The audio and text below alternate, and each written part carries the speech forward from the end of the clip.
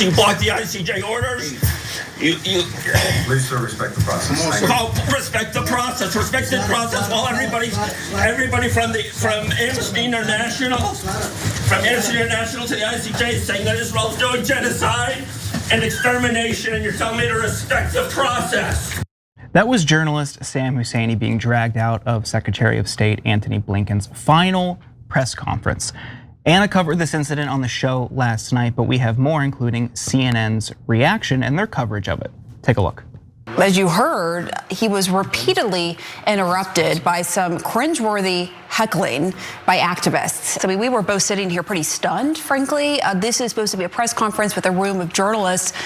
Those were activists who were interrupting the Secretary of State when he initially was thanking the press and talking about the Israeli-Hamas deal. Yeah, I think it's really surprising. A lot of our viewers will have seen protests on Capitol Hill, for example, during confirmation hearings, but it's very rare for something like that to happen at the State Department. I'm over there all the time in that briefing room, and you need to have a reason to be at the State Department. You need to have an appointment. You need to have press accreditation to come and go. So it's unclear who those people were. So I think there's a real security question there. Okay, first, let's be clear. There is no security issue at the State Department. Sam is a credentialed journalist and has been attending those briefings there and at other departments for years.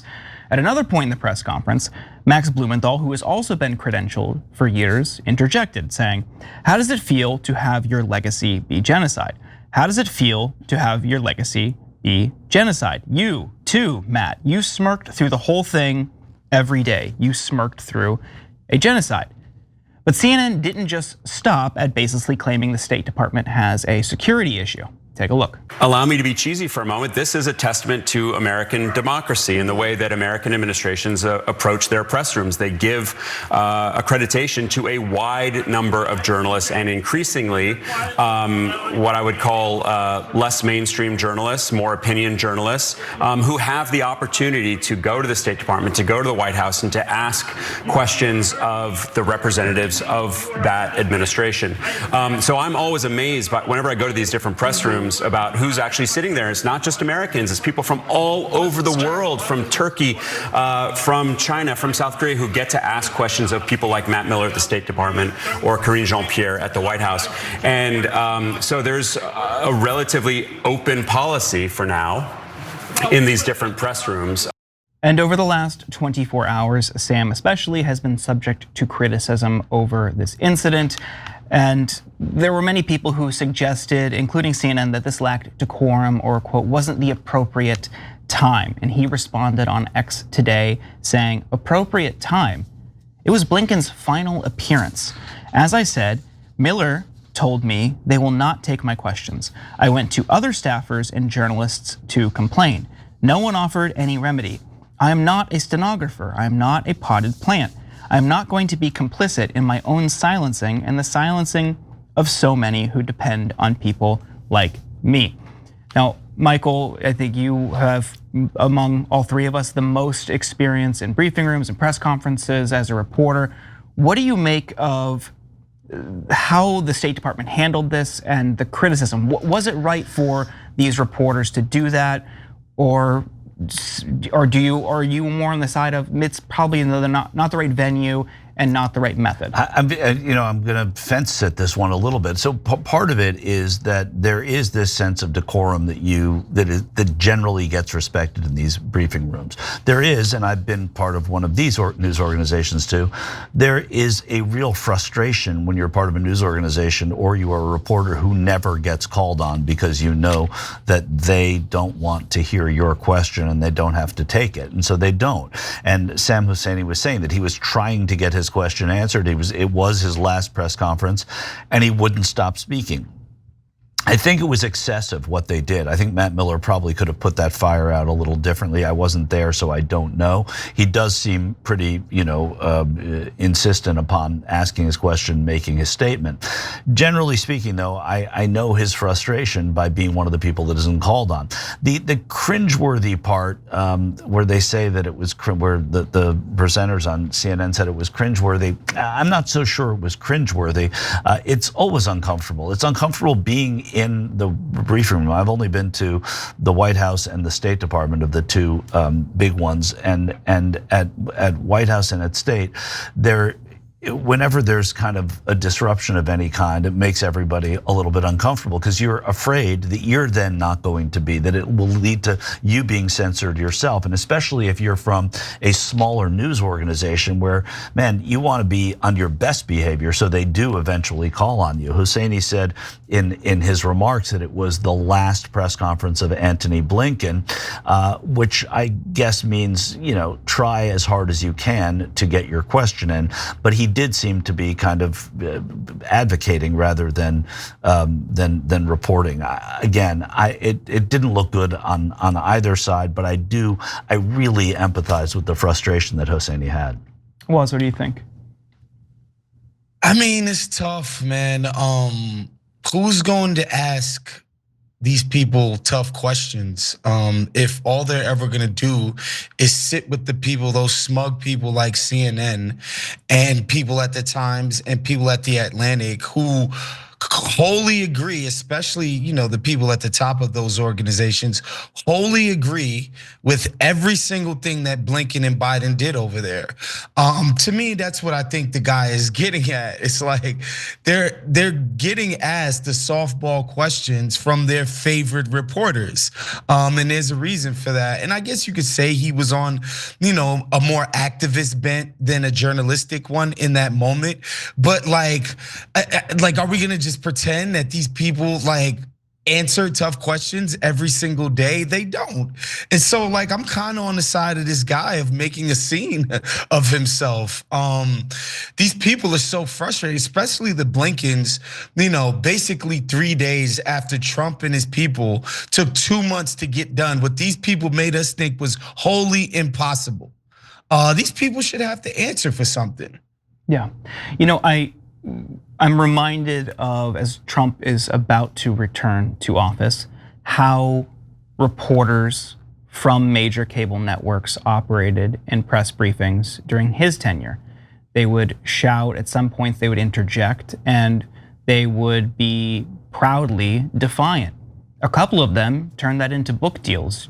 Jim Acosta turned that into an anchor spot.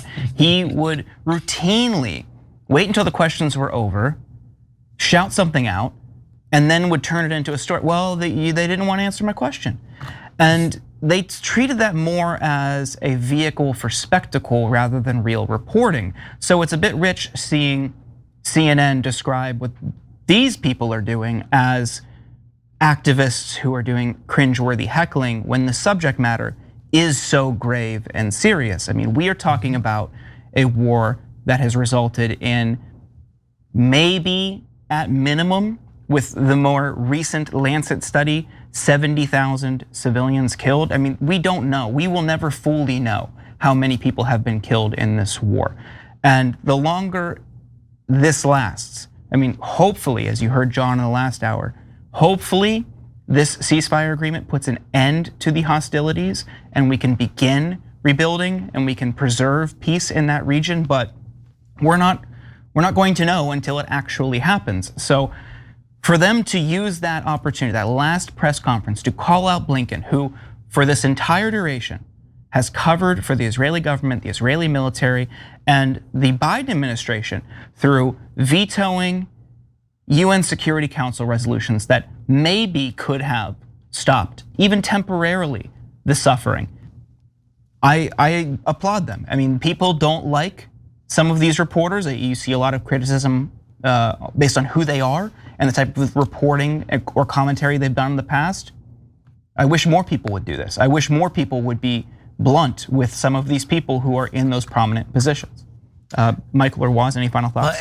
And a little bit of fairness, a lot of reporters at the State Department do ask these questions of Matt Miller and have both ask questions that aren't being asked by everyone, but also ask the questions that were really being asked yesterday or today when this happened with Husseini, which I think was yesterday. Is that right? Was that yesterday? Yeah. And you're right. And so I don't want to just sort of say in a blanket way that these questions aren't being asked. The answers aren't being given, and so it frustrates a lot of reporters who want to ask those questions more forcefully. And this was the bottom of the ninth with Antony Blinken, and they're going to move on now to have to do that with Marco Rubio, and we'll see how far they get with that. So. Yeah, I mean, I just, I think my bias is like against CNN types and their obsession with decorum. Like, don't these people get it? The American people don't give a damn about your decorum. Nobody cares. Your dwindling audience says that people don't give a damn about y'all decorum and your table manners. Like, it's meaningless. But Waz, and let me just speaking to. I know that, but it's not CNN necessarily who's these are rules that are put down by the White House press office and by the State Department press office. So, and if they give you these passes, it's a privilege in their eyes, and if you abuse it, then they don't have to give it to you anymore. And so I think that's where most of the decorum stuff happens, because it is usually a staid place. And I get what you're saying, that sometimes you got to bring the house down a little bit, and I get that. But I think also when you're afraid to that you might not be able to make your living there the next day if you are behaving in an untoward way, it makes it sort of more public, if that makes any sense. Absolutely. No, I respect that, obviously. Yeah, and to Michael's point, as always, the voice of reason, other reporters like Ryan Grimm and Prem Tucker have been doing fantastic work holding My man Ryan Grimm be trying his darndest. Oh, man. They're always doing it. All Yes, the I don't want to erase them. They're always asking tough questions. Like Michael said, they're not getting answers. Thanks for watching the Young Turks. We really appreciate it. Another way to show support is through YouTube memberships. You'll get to interact with us more. There's live chat emojis, badges. You've got emojis of me, Anna, John, JR. So those are super fun. But you also get playback of our exclusive member-only shows and specials right after they air. So all of that, all you gotta do is click that join button right underneath the video. Thank you.